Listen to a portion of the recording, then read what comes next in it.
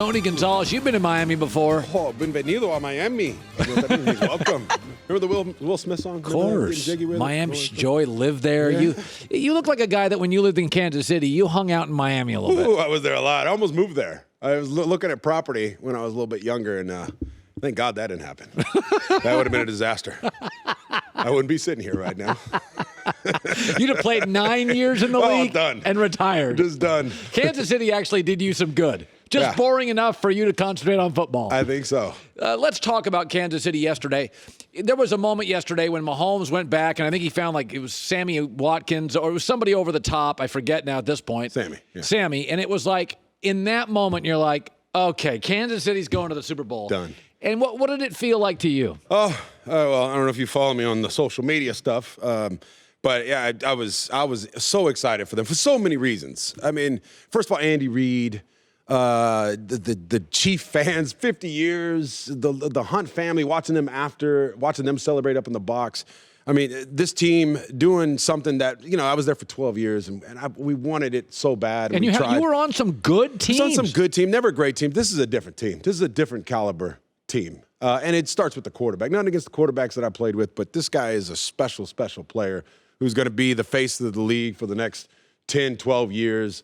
I'm just so happy for the whole city. It was a fun day. It's interesting. Kansas City reminds me a little of the Packers. The Packers have more titles because historically they've been better at quarterback. Len Dawson and now Patrick Mahomes are special, but they had Bart Starr, Favre, Aaron Rodgers.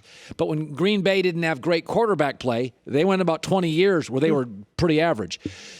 I think people just don't realize Kansas City's been brilliantly owned, the Hunt family. Yeah. When you were there, you wanted, after all those years, you got tired of it, but they treat their players great there. There's been so many great Kansas City Chiefs. If you did a Kansas City Chiefs all-star team, it's like 20 of the best players in league history. And you were treated well. It was unbelievable. The first-class organization, the Hunt family, like you said. Remember Lamar Hunt, the owner? Yeah. God rest his soul. He used to come around before the games and go up to everybody and shake their hand, no matter who you were on the team, and he knew everything about you. Hey, how you doing, Tony? How's October? How's Nico? How's your kid? I mean, he knows everything about the players because he cares about the players, and that starts from the top. And then obviously the fans, second to none. I know people talk about the greatest fans in the NFL, but they're such diehards. They live and die with that team. That's why I'm so happy for the whole city because they're on fire right now. Let's go to San Francisco. So yesterday, Mahomes had a ton of time to throw. The Titans don't generate a pass rush. Mm-hmm. So you have this gifted Kansas City team with all these weapons and 9 seconds to throw. San Francisco's not going to give you more than about 3.5 if you get that. Have you ever played against a team? I felt yesterday it was almost not a fair fight physically. San Francisco is bigger and stronger, and Green Bay is a finesse team. Your early years in Kansas City, your Chiefs teams with Willie Roaf, you had the best offensive line in football. Did you sense sometimes on a Sunday you just knew people didn't want any part of you? No part of you. No part of you. There's 2 games I can remember playing against Atlanta, and I think we ran for 8 touchdowns, 8 touchdown runs. Both running backs, Priest Holmes had 4, and the backup running back had 4, Blaylock. And we were just mashing them. I think we probably threw the ball maybe 10 times, just like yesterday for San Francisco. And then playing against the Baltimore Ravens one time, I think it was Monday Night Football, going against Ray Lewis and all those guys. And I remember Will Shields, Hall of Famer, Brian Waters, Willie Roaf. They were just mashing them. They want no part of you. You can see when you got the running game like that, as a receiver, a guy who wants to catch the ball, it's you better put your big boy hat on and try to switch the mentality and go, hey, I'm just not going to catch any balls today. I'm going to block. And I just got to block today. And I felt this yesterday with San Francisco. You predicted it on the air. This is just not a fair fight. Yeah, it's not fair. I mean, they have so many players, and that running scheme with Shanahan. I got to see it up close when I was out in Kansas City, my first years there when his dad was coaching out there for the Broncos.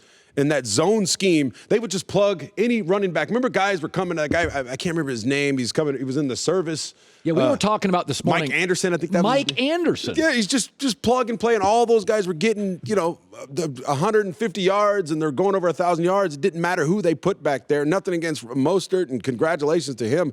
But that scheme that they have is second to none. And then on the defensive side of the ball, it's not fair. It's that Ferrari front four, I called it, where you can get pressure with four guys and drop everybody back, including Richard Sherman, one of the best to ever play. You're going to have a successful defense. That's going to be Kansas City's biggest obstacle on offense is being able to get open against that front four. They're going to have to protect. When you would play, and Kansas City is going, Patrick Mahomes, for one of the few times this year, is going to be rushed. Patrick's going to be under duress. When you went into games knowing you were facing a good defensive front, do you just shorten your routes? How does it change how you get Travis Kelce? You're Travis Kelce in the Super Bowl. How will it change for him? I think they're going to do a lot quicker routes, some crossing routes, maybe a lot of chipping too. Sometimes you'll see maybe the extra tight end come in or Travis where he'll bang. You got to get a bang on Bosa because that guy's relentless. I've never seen a more dominant rookie come in on the defensive side of the ball. I've never seen it, what he's been able to do. So you definitely got to bang him and then get out to the flats. Andy Reid is a genius, though. He's got 2 weeks to prepare for this defense, and I think he's going to come up with a good plan. By the way, you had a couple of byes in your career, and you lost games. Andy's the second best coach in league history on a bye. So he's obviously if you give the genius another week to go into his laboratory, but there are downsides. Kansas City offensively is clever. There's some timing. Did you like byes? Like a Super Bowl is 2 weeks. It doesn't affect teams the same. Now, I can make an argument. A physical team like the Niners love a bye. They can get a little healthier. Kansas City be like, listen, we're a track meet here. We want to play every week. In your career, did you like byes? You like it because at least at the time you're like, okay, well then we only have to win 2 games to get to the Super Bowl instead of 3 games, and you think, okay, it's going to make you healthier, but there's nothing like going out there and playing to keep you. It's like anybody who's played basketball out there. You can't take a couple weeks off, and your shot's just not going to be the same, right? Unless you have the extreme focus and where you're practicing like you play Michael Jordan type stuff. Not every team does that. Bill Belichick type stuff. That's why I always think they do well with the bye, because Bill doesn't give them an inch. He says, no, we're going to go out there like we're preparing, and we're going to practice. The Wednesday before the bye, before the week of preparation, we're going to practice just like we're going to practice that next Wednesday. And if you guys don't do it, then I'm going to yell at you and embarrass you in front of everybody. And that starts, I think, with the stars on the team. And that's where Mahomes is going to have to come in. Kelce, Clark on defense, maybe Suggs, who has some experience with this, like just keeping everybody focused because they're about to go through a whole bunch of distraction down there. Now, what was the biggest game you ever played in? NFC Championship game. The Super Bowl, Bill Romanowski told me one time, he goes, I don't remember the first one. He goes, the first quarter, I just flash bulbs, and I was in the second quarter. Yeah. Like, I don't even the nerves, Mahomes is young. Did you press a little? Was it different? For me, it wasn't. Because I learned a long time ago when I went through my second year in the league, dropping all those passes. When you study the greats and you see someone like Michael Jordan or Jerry Rice, you hear the words out of their mouth saying you practice how you're going to play in the game. And that way when the game shows up, there is no difference. There's nothing to prepare for. And that's how I prepared. Especially towards the end of my career. You were a grinder. I was grinding it out because I knew how precious it was to get to the playoffs.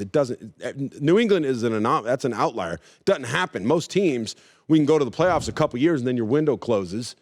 And then, you never know when you're going to get back. So for me, I was practicing like a madman that week, focusing really just like it was the first game of the season versus the last game of the season. And then when I showed up in the games, the game would slow down because that's what you want. You want the game to be slow. That's when you know you're in control, when you're prepared, when you're not nervous. There's not too much excitement there. It's just business as usual, one play at a time. Tony Gonzalez, the Hall of Famer, 17 NFL seasons, 14-time Pro Bowler. I will see you about a week from now in beautiful Miami. He got very close to buying a condo down there, and it would have ruined your life. It would have. No, I'd have a nice tan, and I'd And I'd more probably have a drops. shrunk liver. Would have dropped a couple more balls maybe, but you never know. Hi, everybody. Thanks for watching. Subscribe here to get the latest from the show.